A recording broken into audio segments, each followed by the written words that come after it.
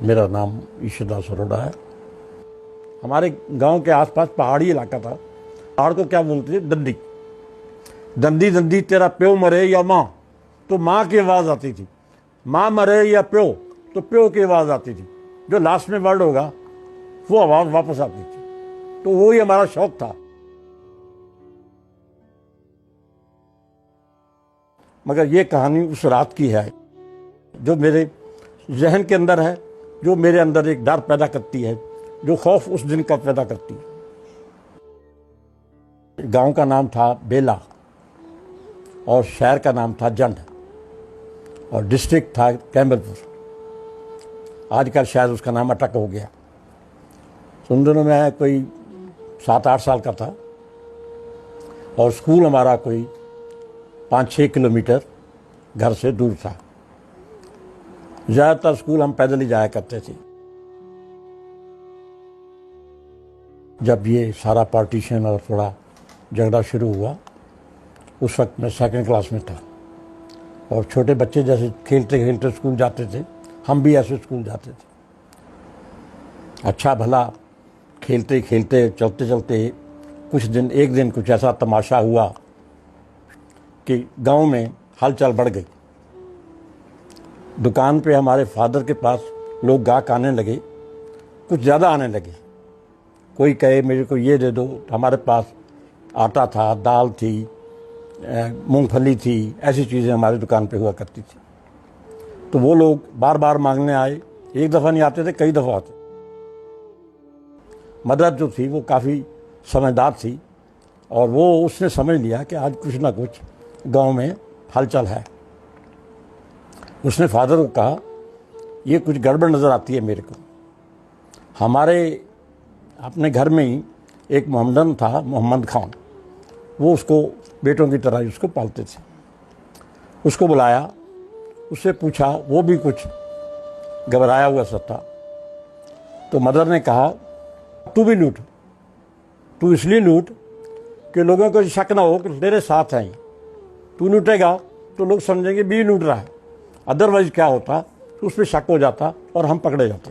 तुम्हारे पास जो थोड़ा माल होगा, अगर हम बच गए तो हमें मिल जाएगा, अदरवाइज किसी और से हमें माल नहीं मिल सकता। तो वो भी लग गया उस धंधे में और हम लोग रात ऐसे बड़ी टेरर में, बड़े खौफनाक में गुजारते चले गए। हमारे घर के पीछे एक कमरा था, तो वो जो कमरा था हमारा सुनसान था, अंदर डर लगता था। लोग भागते थे, ऊपर से भागते थे, साइड से भागते थे, लूट के ले जाते थे सामान।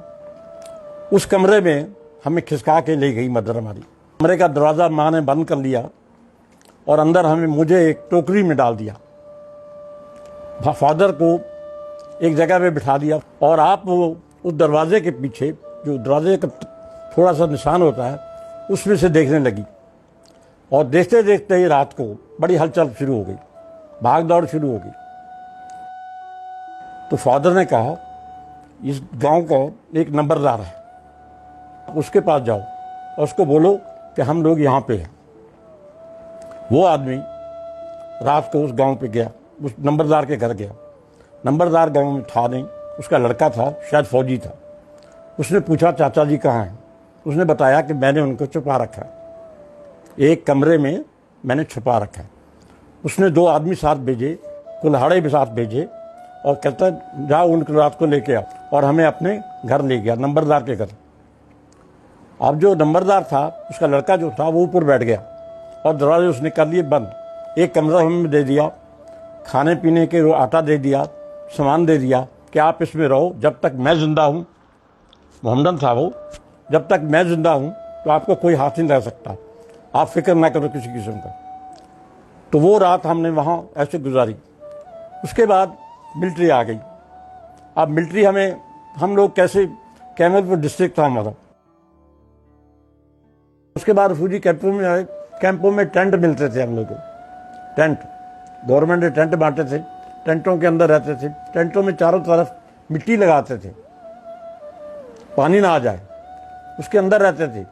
वहाँ से हम लोग छत्ता साहब आ गए। छत्ता साहब अमृतसर के बिल्कुल पास ही, हम लोग वहाँ आ गए। वहाँ भी थोड़ी देर रहे। उसके बाद लुधियाना चले गए, लुधियाना से कुरुक्षेत्र चले गए, कुरुक्षेत्र से फिर हम लोग धुरी आ गए। तो अम्बाला से आके मैंने पॉलिटेक्निक का डिप्लोमा किया और उसके बाद फिर मैं दिल्ली आ गया और रिटायर मैं जब हुआ तो दिल्ली जल बोर्ड से as a assistant engineer retire हुआ। माइग्रेशन जब हुआ, जब हम लोग हिंदुस्तान आए तो सचमुच वो जो टाइम था वो बयान करने के काबिल